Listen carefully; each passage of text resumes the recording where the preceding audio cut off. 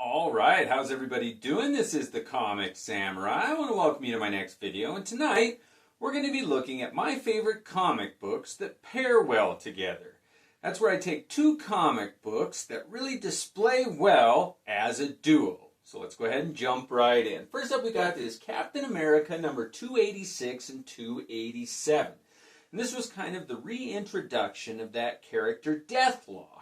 The art was done by Mike Zeck, and I remember seeing these comic books on the wall in my comic shop and thinking they were amazing together. I love how they complement each other with the reds and the oranges in this one and that dark gray and green. It just looks like you really are in the bowels of a city there, the sewers, and here it looks like you're almost in hell with the lava, the flames in the background there. I just love this one, and it's the first pair that I thought of when I thought of two comic books that pair well together. Next up we've got the Uncanny X-Men number 141 and 142, and this is, of course, the Days of Future Past storyline, done by Chris Claremont, drawn by John Byrne. This cover on 142 is done by Austin, but they really do pair well together. They're two of my favorite covers of all time. I had to find out why Wolverine had gray in his hair there, and this blast here, it says, everybody dies. Sure enough, they do in an alternate timeline, and I could not put this duo down once I started reading it. It was the most compelling duo of a comic book series I had ever read. Next up we've got Superman Batman number 13 and Supergirl number 2. And this was when they reintroduced Supergirl into the Superman mythos with art done by Michael Turner. These two covers are just such great images of that character. I was excited to read about her, what her origin was, how she was different than the original Supergirl, and it did not disappoint. I love the styling cues, I love the background of the clouds, she's high above Earth there, kind of like an angel, and isn't that fitting? What a beautiful cover Mike Turner did on these two comic books. Next up we've got the Eternal Warrior number 6 and 7. Now the art on these two was done by Barry Windsor Smith, and he lent his talents to the new Valiant universe, and this was one of the newer characters that was created specifically for Valiant. They did update a bunch of old characters like Turok and Solar, but this Eternal Warrior was a new one, and I love how the colors on these complement each other. You've got the reds, the deep, velvety, the tattoos on this character complemented with the blue hues on this one, the dark purple in the hair, and nobody can do color like Barry Windsor Smith. Next up we've got the Thanos Quest number 1 and 2. And these came out as prestige format comic books, meaning they're a bit thicker. But I think they're two of the most underrated comic books that were ever produced. It tells the story of how Thanos got the Infinity Gems. I love this story with art done by Ron Lim. Jim Starlin had his hand in it, and these are two of the most beautiful covers involving that character. I usually don't like series that star a villain, but this one is an exception to the rule. I find these two comics so fun and underrated. They're hidden gems. Next up we've got some Gumby goodness with Gumby's Summer Fun Special and Gumby's Winter Fun Special. Now these were done by Art Adams. They're kind of hard to find, done by Comico. But if you can find them, I highly suggest you pick them up. I love these two comics.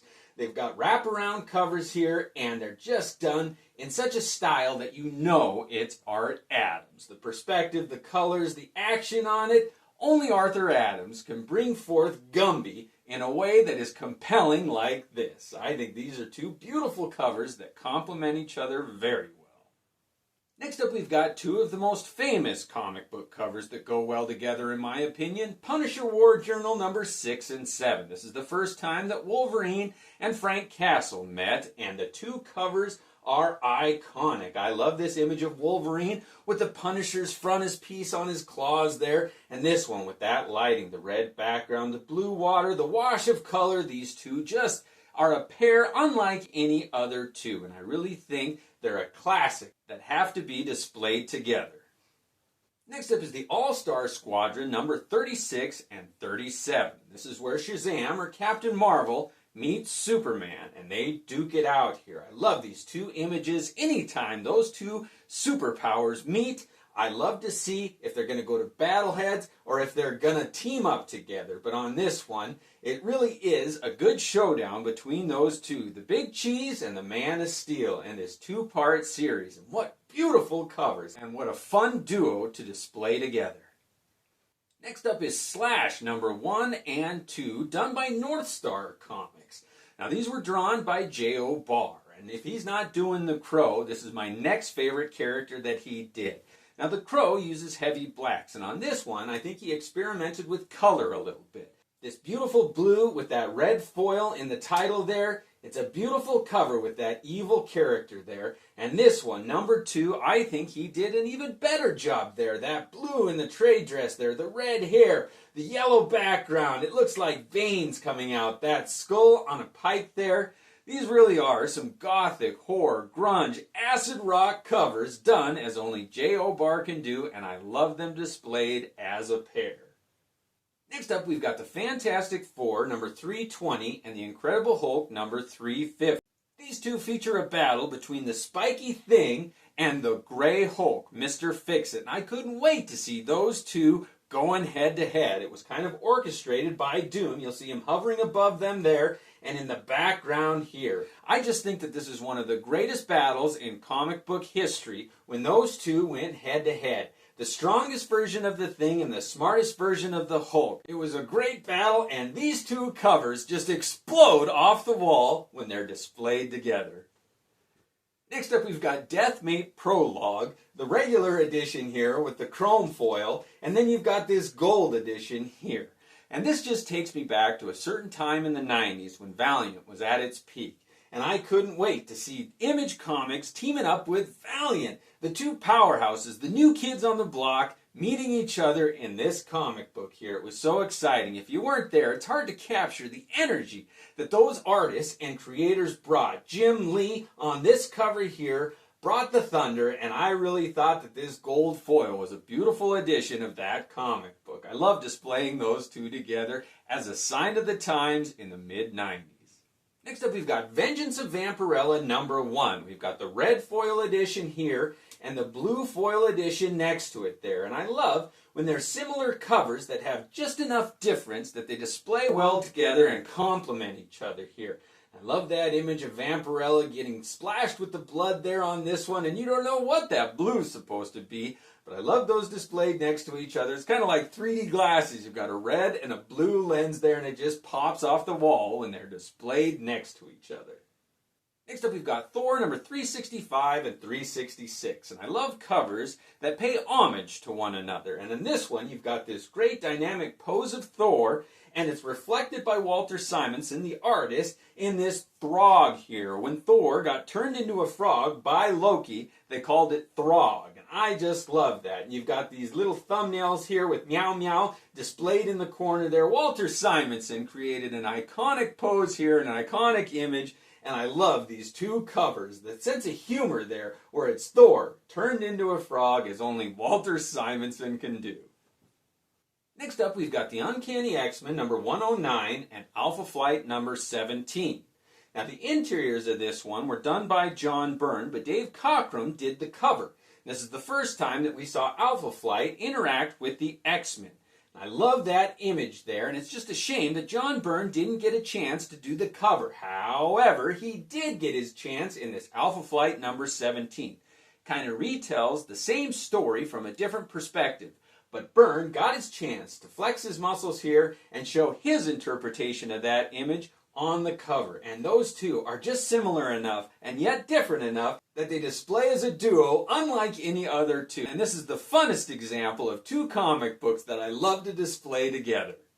Next up, we've got JSA number 68 and 69. And both of these were done by Alex Ross. And they were one image that got split in the middle, and they're connecting covers. And that's always fun for me, but you don't usually get to see them displayed together. So when I get a chance, I love to do that, these connecting covers here. And this is just a great shot here. Alex Ross can capture a group image unlike any other artist, and he showed why he's so respected on these two covers right here.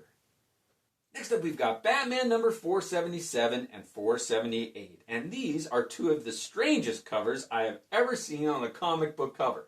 It's a photograph of like these clay figures that have been highly detailed painted that are facing each other on connecting covers here. And I just think it's so fun. You've got this Gothic church with the two figures hanging off the edges. And when you saw them individually, I didn't know that they connected. But when you make that magic of displaying them next to each other and you get that panoramic view of those two figures, I just love that. It's such a fun image when those two are placed next to each other on display.